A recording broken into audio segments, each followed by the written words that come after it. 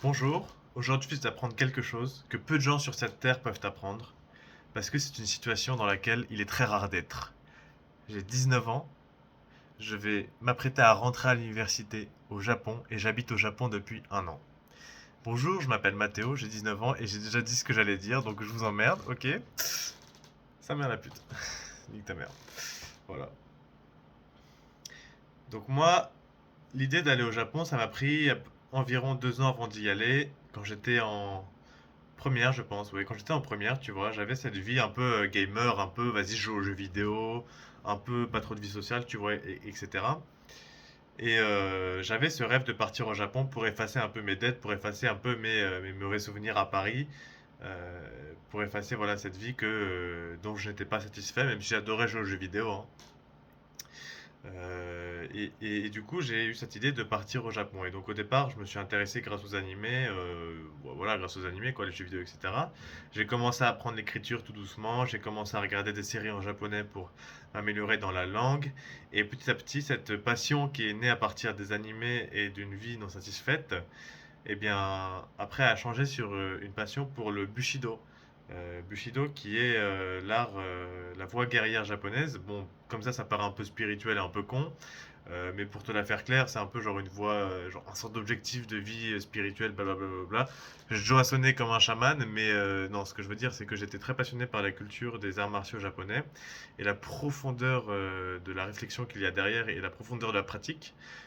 C'est vraiment quelque chose qui m'a passionné très vite lorsque j'ai rejoint le club de Kendo, qui est l'escrime japonaise, un an après avoir formulé ce vœu-là. Je me suis fortement intéressé aux arts martiaux japonais et à la culture japonaise. Et c'est là où j'ai davantage parti sur un intérêt culturel plutôt qu'un intérêt voilà, jeux vidéo, manga, etc.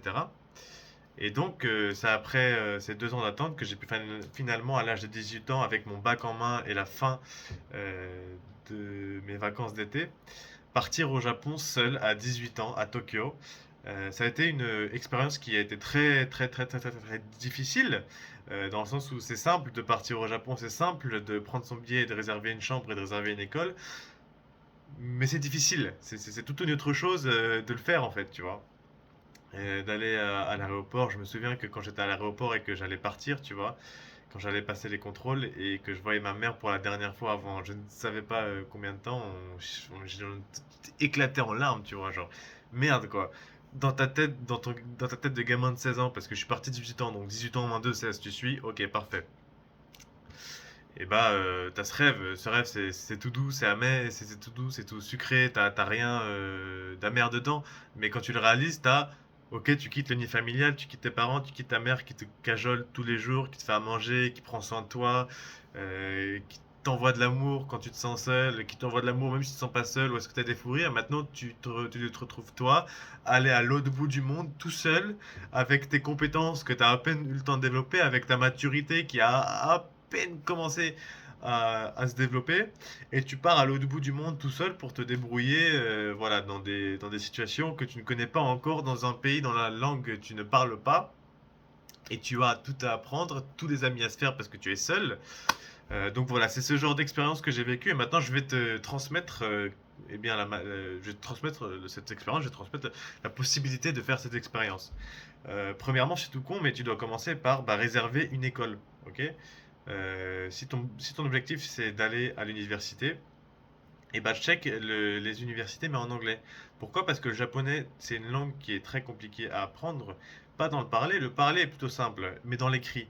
L'écrit, tu as besoin d'apprendre des kanji qui sont des caractères chinois. Bon, pour ceux qui sont intéressés, vous connaissez les kanji, donc j'ai pas besoin d'expliquer.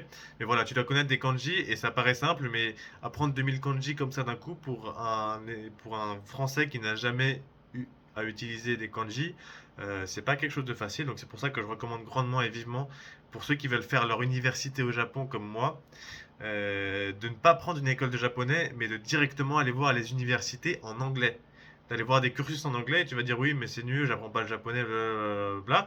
On s'en fout parce que dans les cursus universitaires en anglais, ils te donnent aussi une, en fait, ils t'enseignent aussi le japonais de manière intensive. Donc, c'est-à-dire que de toute façon, tu vas te retrouver à apprendre le japonais, mais le cursus en anglais t'es beaucoup plus adapté, toi qui n'es pas chinois. Parce que les Chinois ici, il y en a beaucoup, des Chinois qui viennent pour étudier au Japon. parce que les universités japonaises sont plus faciles à entrer que les universités chinoises. Donc il y a beaucoup d'étudiants chinois qui viennent ici pour aller à l'université, mais eux ils connaissent déjà les kanji. Eux ils ont pas de problème avec l'écriture et eux ils passent l'examen sans problème, tu vois. Mais toi tu rentres pas comme ça, toi tu connais pas les kanji, toi t'es personne. Peut-être que tu peux parler parce que t'es beaucoup plus extraverti que les étudiants chinois. C'est vrai que les Chinois sont très introvertis, quand même comme population comparée aux Français. Mais toi, mon pote, tu connais pas les kanji. Parce que l'examen, c'est pas de parler, mon pote. L'examen, c'est d'écrire et de lire et de comprendre. Donc ça, tant que t'as pas les kanji, tu peux pas le comprendre. Et les kanji, frère, c'est un truc horrible à apprendre. Et je reposerai pas là-dessus mon avenir, tu vois. Donc c'est pour ça que je vous dis que ceux qui veulent aller étudier leur université au Japon, tu check les programmes de l'université en anglais. Et bon, pour les universités, tu me fais pas chier, genre tu cherches une top université, ranking, Japon, Tokyo, mes couilles, Kyoto, voilà. T'as les universités qui sortent, pas de souci. Moi, ce que j'ai fait, c'est que je suis allé dans une école de japonais. euh, et je suis allé dans une école de japonais. Et je pense que c'est une mauvaise idée parce que d'une, ça coûte très cher. Ça coûte 3 000 € le semestre. Donc on est sur une année à 6 000 €, ce qui est presque le coût d'une université, sauf que tu as 3 heures de cours par jour et tu apprends à peine, et la qualité d'enseignement est merdique. Mais bon, je savais pas pour le coup pour les universités en anglais, c'est pour ça que je vous le dis maintenant, c'est que les refs, partez, si vous voulez partir étudier au Japon, que ce soit euh, pour un, pour un brevet, pour un bachelor ou pour un master, les refs, vous pouvez y aller en anglais. Et pareil pour les doctorats, il y a beaucoup plus d'options. Elle a beaucoup plus d'options de cursus en anglais pour les masters, mais il y en a quand même pour les bachelors, donc il faut se bouger le cul et bien chercher. Voilà, donc ça c'est mon conseil pour ceux qui veulent aller étudier au Japon. Et donc moi, ce que je vais faire, donc je suis allé dans cette école de japonais, j'ai pris mes billets, j'ai pris mon logement qui est dans une share house de la compagnie Oak House, dans le quartier Nishi Shinjuku, qui est un quartier top. Et donc je suis parti, voilà, à cet âge-là jeune. Et maintenant, psychologiquement, qu'est-ce que ça prend? Parce que physiquement, enfin concrètement, tu réserves ça tout le monde peut le faire. T'as pas besoin de préparation, t'as juste besoin de recherche et de poser le cul sur ton ordi pour faire quelques recherches à droite à gauche. Soit t'es un humain, tu te débrouilles en fait. Moi, je vais te parler aujourd'hui du côté psychologique. Dis-toi une chose, c'est que ce qui est très important dans ta vie, c'est ton environnement. Et c'est l'environnement qui va soit t'aider, soit te mettre contrainte. Et tu vois, certes, dans le début de cette vidéo, quand je parlais de mon histoire, j'ai parlé de ce départ au Japon comme d'une étape très difficile, mais finalement, je suis très heureux d'avoir fait parce que c'est cet environnement difficile qui va te forcer à te faire des amis, qui va te forcer à te bouger le cul et qui va te rendre plus mature et meilleur dans ce que tu fais. Et c'est ça dont je veux parler aujourd'hui, c'est que bah, lance-toi en fait. Même si ça fait peur, lance-toi. Si ton rêve c'est de partir au Japon ou de partir dans un autre pays, de partir te faire au State, mais lance-toi en fait parce que dis-toi que toutes les limitations que tu as, tout ce que tu dis, ouais, mais comment je vais me faire des potes, mais comment est-ce que je vais pouvoir faire ma vie, comment est-ce que je vais pouvoir me construire, bah ça frérot, tu vas le faire de toute façon quand tu arriveras. C'est un test, tu vois. Dans la vie, tu as deux types de personnes. Les gens qui, quand ils rencontrent la pression, ils se... Donc tu as les gens qui, quand ils rencontrent un moment stressant, ils s'effondrent et ils ne peuvent plus avancer. Et tu as les gens qui, quand ils rencontrent un moment stressant, c'est là qu'ils se révèlent et qu'ils se font. Moi, ça a été mon cas, j'ai eu de la chance. Non, je pense pas à la chance, parce que la chance n'existe pas. C'est que le travail, tu vois. Donc soit tu es sous la pression et tu penses que tu peux t'en sortir et travailler dur et te sortir les doigts du cul, et ça va te rendre beaucoup plus fort que si tu étais resté dans ton environnement de base qui est confortable. Soit tu te défiles sur la pression et c'est mieux de pas y aller. Et donc je pense qu'au lieu de se poser la question est-ce que je peux me faire des amis, etc., c'est est-ce que je peux me bouger le cul en ayant la pression, sa mère, tu vois. Si tu réponds à cette question-là, par oui, fonce, par non, reste dans ton pays, construis-toi là-dedans et fais-toi un voyage dans le pays où tu vas aller. C'est ce que je te conseille. Parce que franchement, d'aller ici et de pas subvenir et de pas soutenir la pression, c'est un truc qui va te briser en deux, tu vois. Soit tu te fais briser en deux, soit tu nages, tu persévères, tu vois. Et donc moi, le Japon, ça a été quelque chose de très révélateur pour moi, parce que j'ai pu bah, me bouger le cul, faire des amis, apprendre la langue, faire mes erreurs, apprendre mes leçons, continuer mon développement personnel à l'autre bout du monde, trouver mon première expérience professionnelle, mais c'est un truc de ouf, quoi. J'ai 18 ans, je suis parti là, et tu sais, tout le monde te dit, ouais, Mathéo, c'est génial ce que tu as fait. Moi, je dis, non, non, non, mais quand tu le fais, c'est fait en fait. Quand tu arrives ici et que tu as l'environnement, t'as pas le choix, tu vois, c'est pas difficile. C'est obligatoire, c'est nécessaire. Enfin, je veux dire, t'as des gens qui restent alors chez eux à regarder des animés, etc. Au Japon, quand ils viennent au Japon, tout ce que je veux dire. Je connais, j'ai des potes comme ça, tu vois. Et ben frérot, tu termines en dépression. Voilà, c'est tout. Ça servait à rien que tu partes. C'est pour ça que je te dis, pose-toi la question, quel type de personne t'es? Est-ce que t'es une personne qui peut sortir les doigts du cul dans une situation de pression? Ou est-ce que t'es une personne qui, au contraire, bah, va se désavouer et puis, bah, c'est pas grave, hein, c'est ton caractère et je pense que c'est changeable. Je pense que c'est changeable grâce à l'environnement.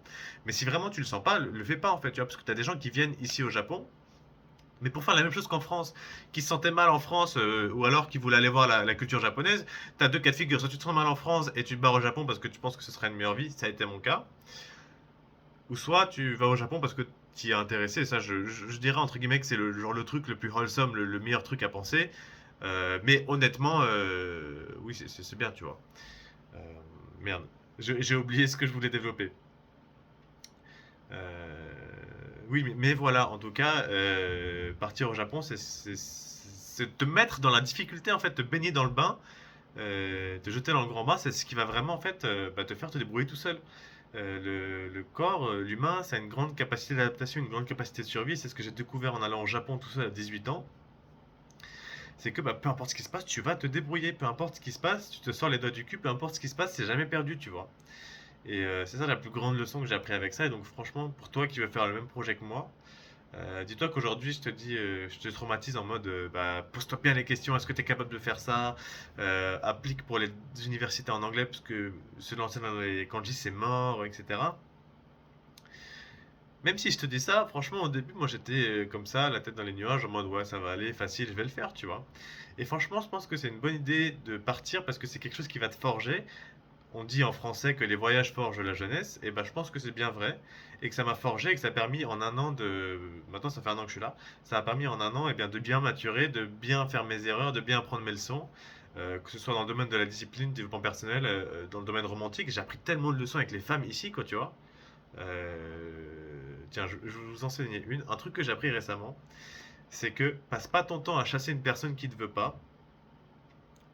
Parce que même si vous restez, même si vous allez en couple, ça va pas se passer comme tu veux, tu vas toujours lui courir après. Par contre, ce que tu devrais faire, c'est t'intéresser aux gens qui sont intéressés à toi.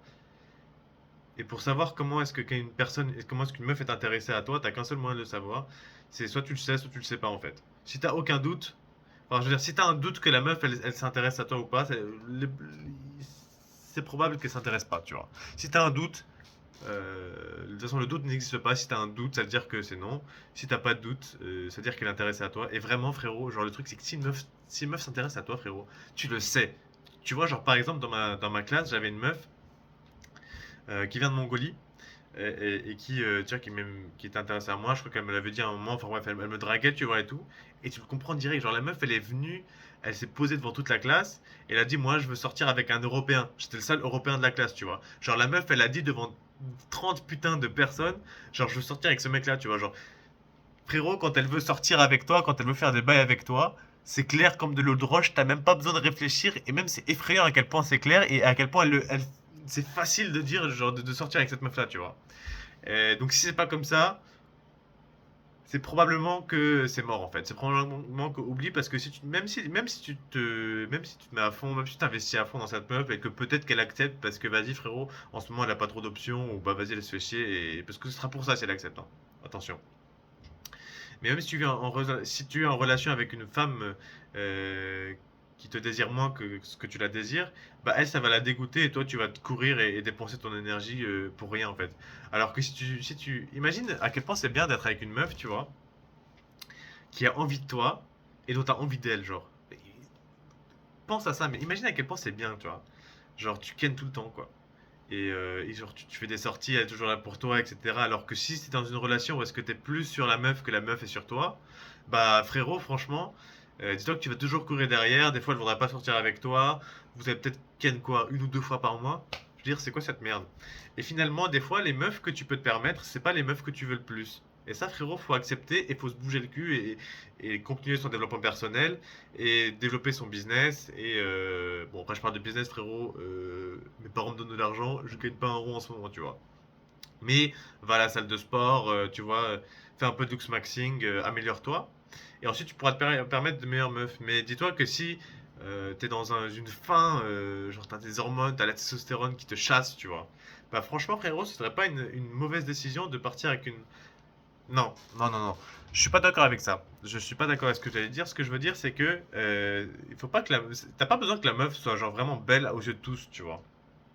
Si elle est belle dans tes yeux, si elle te donne une érection si vous êtes dans la même chambre, frérot, vas-y, hein, et que tu la trouves bien, mais que tu dis, ouais, bah physiquement, peut-être qu'elle plairait pas à tout le monde, frérot, on s'en bat les couilles. Si elle te donne une érection quand vous êtes dans le même lit, j'y vois aucune objection. Moi, je te dis, c'est d'accord, tu vois. Donc, enfin, bref, cette petite touche, j'ai oublié de quoi je parlais en début de vidéo, mais voilà, frérot, genre, lance-toi, frérot, t'es jeune, t'as rien à perdre, et surtout quand t'es jeune, t'es indestructible. Genre, je veux dire, l'avantage d'être jeune, c'est que tu peux même genre sauter 1 ou 2 jours de bouffe. Tu vois, moi ça m'arrivait quand j'étais au début au Japon et que c'était la première fois que je devais gérer un budget. Ça m'arrivait de pas manger pendant une journée, tu vois. Parce que j'avais pas assez de thunes pour le faire et je savais pas gérer mon argent, tu vois. Bah, c'est pas grave, t'es jeune, tu ne meurs pas. Pas bouffer pendant un jour, c'est pas grave, tu vois ce que je veux dire. Quand t'as 40 ans, c'est quelque chose de différent. Quand t'as des gamins, c'est quelque chose de différent. Mais quand t'es jeune et que t'as 19 ans, franchement, et que t'as envie de faire un truc, que t'as un rêve dans la vie, pourquoi tu le suis pas? Mais franchement, t'es con, quoi. Enfin, je veux dire, t'as aucune responsabilité. T'es increvable physiquement, physiologiquement.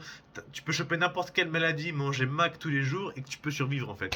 T'es increvable, t'es inépuisable. Donc, franchement, quand t'es jeune, pars, quoi. Tu vois, pars de. C'est un truc de ouf de partir. T'as des expériences de malade. Comme t'as des moments tristes, faut être honnête, c'est quelque chose au ski, tu as beaucoup de solitude, tu as beaucoup de moments où est-ce que tu doutes de toi-même, tu as beaucoup de moments où est-ce que tu te dis, mais en fait, pourquoi est-ce que je suis parti, pourquoi j'ai fait ça, c'est des conneries, tu vois plus ta mère, tu vois plus ton père, surtout ta mère pour un homme, je trouve que plus voir sa mère, c'est une chose qui est très, très difficile, beaucoup plus difficile que de ne plus voir son père. Et quand je suis parti au Japon, quand elle était toute seule, bah, des fois, elle me manquait sa mère, tu vois. Je me suis dit, putain, j'ai personne pour m'aimer, vas-y, j'ai un moment triste, j'ai personne à prendre dans mes bras, etc. C'est pas grave, t'es jeune, mon Polito, ça va te former. Et, et ce que tu vas vivre maintenant, les choses, comment dire, challenging, les défis que tu vas faire maintenant, c'est les choses qui vont te renforcer dans le futur. Imagine dans le futur, à 30 ans, si par malheur tu perds ta femme, ou si par malheur il t'arrive un truc parce que tu perds ta maison, etc., bah, t'as déjà été dans la merde auparavant. T'es parti au Japon à 18 ans, t'es parti, je sais pas, en Inde ou aux US à 18 ans te faire. Qu'est-ce que tu t'en fous de perdre ça? Dans le futur, ça va t'aider, toutes les compétences que tu amènes là. Et finalement, on peut même partir sur un camp spirituel où est-ce que si t'en as envie au fond de toi, si c'est dans toi, si tu sens que t'as une volonté inexplicable d'aller faire ça, bah fais-le parce que il y a des grandes chances que ce que tu vas apprendre en faisant ça, ça va te servir dans le futur, tu vois.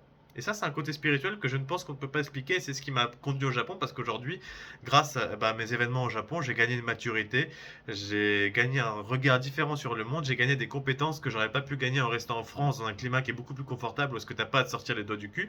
Parce que quand t'es pas confortable, que t'es à 18 ans, que t'es dans un pays où est-ce que tu ne parles pas la langue et que t'as aucun pote, je peux te dire que tu te bouges le cul pour aller te faire des potes, je peux te dire que tu te bouges le cul pour apprendre la langue, et je peux te dire que tu apprends de tes erreurs parce que tu vas, oh mon Dieu, que tu vas faire une chier d'erreurs.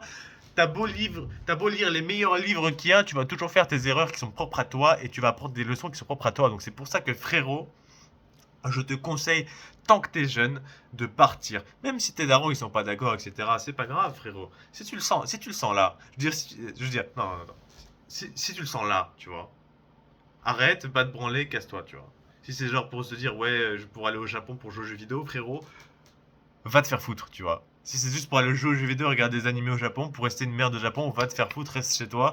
Il vaut mieux toi parce que tu vas te faire enculer dans ce monde, tu vois. Mais par contre, si t'es un jeune, si t'es ambitieux, si t'es aventureux, si tu sais que tu peux relever des défis, tu vois, si tu peux, si t'as les, tu vois, si t'as ça, frérot, mais pars. Qu'est-ce que t'attends, mon rêve?